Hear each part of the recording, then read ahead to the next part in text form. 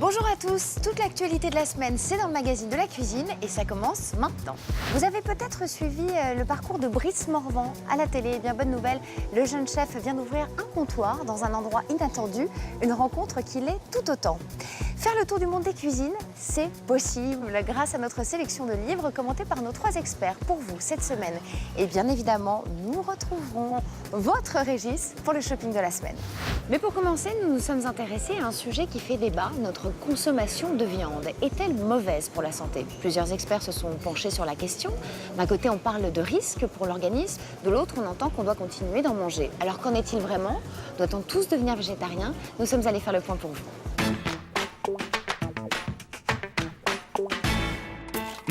La viande. À lire la presse et les nombreux ouvrages qui lui sont consacrés, on pourrait croire qu'ils sont de plus en plus nombreux à vouloir l'éliminer. On en parle aujourd'hui avec sur le ring à gauche Yves-Marie Boucher et à droite Isabelle, végétarienne.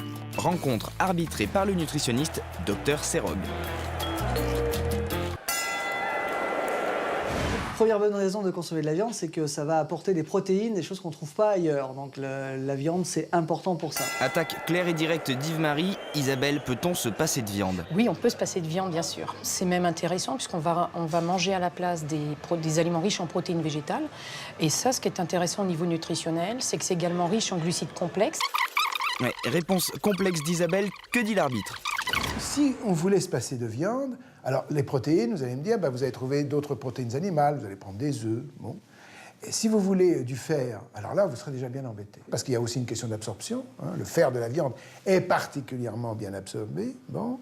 Si jamais il fallait se priver de tel aliment ou tel aliment, il faudrait mettre en place une stratégie extrêmement compliquée qui ferait que pour les gens, ça serait l'enfer. Waouh, l'enfer! Alors quoi? Y a pas de plaisir pour les végétariens? Alors le plaisir, comment ça marche? Je suis extrêmement gourmande. Ça fait maintenant 23 ans que j'ai opté pour l'alimentation végétarienne. Et très sincèrement, si je ne pouvais pas me faire plaisir, je ne sais pas si j'aurais pu tenir tout ce temps. Je suppose que oui, parce que j'étais très déterminée. Mais quand même, je suis très, très gourmande. Bah oui, c'est important de se régaler quand on consomme quelque chose. Si on veut manger quelque chose juste parce qu'il faut se nourrir, la vie n'est pas très, très agréable. Il faut aussi avoir un peu de plaisir dans la vie. Et le tofu, je crois pas que ça soit très excitant à manger. Je pense pas que ce soit très excitant à manger. Coup bas sur le tofu. Isabelle, une riposte? L'alimentation végétarienne et globalement le végétarisme, en fait, c'est quoi? C'est un nouvel art de vivre. C'est, oui, se faire plaisir au niveau gustatif, mais en fait, c'est aussi s'ouvrir vers de nouveaux horizons. C'est très, très enrichissant à tout point de vue, en fait. Oula, Isabelle nous parle de nouveaux horizons. Docteur, votre avis sur la question? Le plaisir contribue énormément à l'équilibre psychologique et émotionnel. Lorsque, tout d'un coup, nous sommes obligés de nous restreindre parce qu'il faut maigrir et manger sans plaisir, ou bien parce que nous avons peur que tel aliment nous rende malade, on développe des troubles du comportement et du comportement alimentaire, voire des obsessionnalités qui nous rendent malheureux et nous empêchent de vivre cette émotion simple qu'est le partage du plaisir de manger de tout. Ah, le partage du plaisir de manger de tout. N'empêche que le nombre de végétariens augmente et que la consommation de viande recule. Il y a une tendance très, très, très, très nette. Je dirais que ça commence à frémir il y a 3-4 ans. Et là, en fait, c'est vraiment en pleine expansion. Alors oui, aujourd'hui, les éleveurs subissent une baisse de la consommation de la viande. Mais ça n'a rien à voir avec la propagande végétarienne. On ne sait pas produire aujourd'hui de la viande de qualité à un prix raisonnable, accessible à tout le monde. En fait, aux végétariens, je veux leur dire... Ne dites pas qu'il faut arrêter de manger de la viande. Il vaudrait mieux réfléchir à la produire de façon beaucoup plus écologique et encourager cela. La piste du compromis est ouverte. Arbitre, le mot de la fin. La viande, ça fait partie de ces aliments indispensables.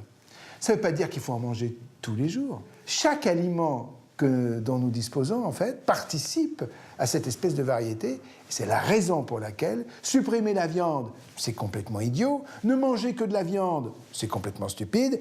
Et qu'il faut arriver, finalement, à composer dans notre alimentation avec un peu de viande et un peu d'autre chose.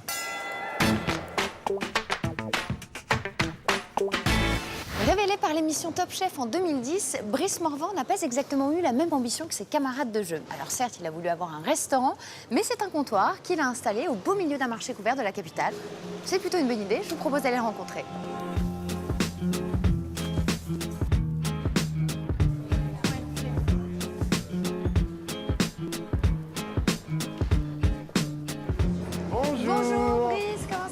Très bien, très bien. Je crois que vous avez besoin d'un petit coup de main. Oui, allez. C'est parti. Qu'est-ce qui vous a appris la cuisine? Mon papa m'a éduqué, on va dire. Il était cuisinier, il était chef. Et j'ai traîné petit en cuisine. Donc depuis tout petit, c'était votre vocation? Non, c'était pas vraiment ma destinée parce qu'au début, j'ai fait 3 jours dans ma première place et j'ai dit j'arrête. Je veux pas faire ce métier, c'est pas pour moi. J'étais assez sensible et c'était trop dur. Et puis du coup, je me suis accroché et voilà. Et pourquoi vous êtes accroché? En fait, mon papa est parti, j'étais assez jeune et j'ai voulu prendre la relève. Et à 18 ans, j'ai dit allez, vas-y mon gars, fonce. Qu'est-ce que je fais? Ah, qu'est-ce qu'on fait? 5 plats du jour. C'est quoi le plat du jour? Le plat du jour, pardon. Faux filet, tartine au cèpe et jus de veau. Vous avez une touillette, Brice? La touillette, on a des cuillères ici. Allez, c'est parti. Quand on assaisonne toujours de haut. Comme ça, les grains de sel sont bien répartis. D'accord. Ouais, petite astuce. Non, Hein. mais voilà. Là, pour les cèpes, il faut aussi du beurre. Bon, L'huile d'olive, ça faut rend pas- un faut peu pas- croustillant. voilà. J'oublie pas mes origines lyonnaises quand même, hein, même si j'aime bien la cuisine niçoise.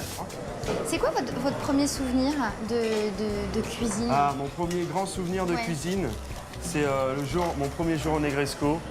Je faisais un sabayon aux truffes. J'ai envoyé la sauce dans une saucière froide et le chef m'a collé au mur. Il m'a hurlé dessus en me disant « Tu goûtes ou tu t'en vas ?» Et depuis ce jour-là, j'ai toujours goûté mes plats. Ouais, c'est assez traumatisant. Ouais. J'avais 18 ans, un truc comme ça. J'ai toujours eu très peur de rater quelque chose. Justement, j'ai eu ce stress-là.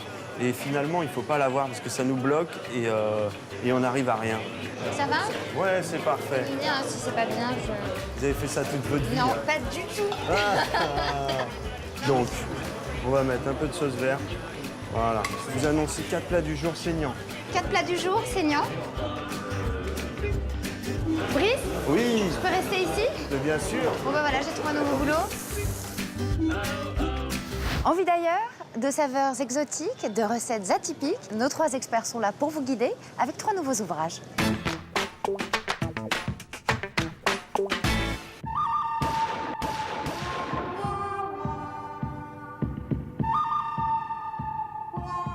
Le vrai goût du monde, 400 recettes.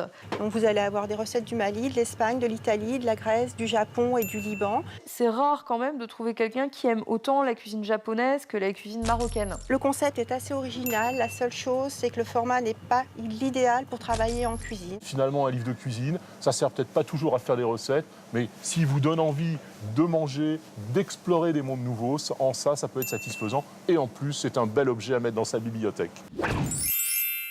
Hola que Cook, aux éditions Mango. Toutes les recettes de toutes les provinces d'Espagne, y compris les îles Baléares. Les recettes se font évidemment en 3 coups de couteau et de cuillère, hein. Il n'y a pas grand-chose à faire. Il est vraiment sympa, très coloré, de très jolies photos. Pour quelqu'un qui veut de la cuisine espagnole, on est quand même sur quelque chose de très très simplifié et très très accéléré. Vous allez avoir aussi les adresses des magasins où vous pouvez trouver certains produits. 14,95 €, qui était une façon de ne pas dire 15 €. On voit le positionnement, hein. C'est un livre de marché, c'est un livre de supermarché. Je ne sais pas s'il va marcher, mais en tout cas, ça ne peut pas faire de mal. Cuisine fusion. Ouvrage pas inintéressant, parce qu'effectivement, on peut y piocher des bonnes idées. Les recettes nous laissent perplexes, voire dubitatifs. Si on est une foodista et qu'on veut vraiment pas louper la dernière tendance, ça peut être très intéressant. Maintenant, c'est pas non plus révolutionnaire comme ouvrage. La cuisine fusion, c'est pas franchement mon truc. Le carpaccio d'ananas aux billes de mozzarella, non plus. C'est simple, Régis est demandé dans toutes les cuisines de France. Il a même déjà un fan club. Mais ce n'est pas pour autant qu'il a oublié son shopping pour le magazine de la cuisine.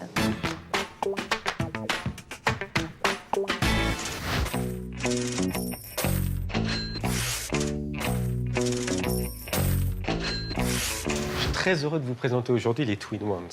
Les Twin Ones, c'est quoi? C'est une fourchette, un couteau qui se transforme en baguette. Je vous montre, c'est très simple. Ça s'emboîte. Vous avez un petit trait ici, un petit trait là. Donc, lorsque vous avez les 3 curseurs au même niveau, c'est emboîté. Il y a 2 principaux avantages. aux Twin Ones. Alors le premier, c'est de se familiariser avec les baguettes. Il y a encore des gens qui ne savent pas manger au 21e siècle avec des baguettes, il faut le dire. Et le deuxième avantage, c'est d'éviter d'avoir moult couverts. Il y a un moment là où on s'est demandé s'il y avait un inconvénient. On était chercher une petite côte de bœuf, on l'a essayé et très franchement, c'est résistant. Personnellement, je ne vois aucun inconvénient à ce produit, au Twin Ones. Au Twin One. Au Twin One. Mais qu'est-ce que c'est que cette petite fiole? Alors, c'est une fiole qui contient des petites billes métalliques qui sert essentiellement à nettoyer les carafes, notamment les carafes à décanter. Il est inutile de mettre toutes les billes.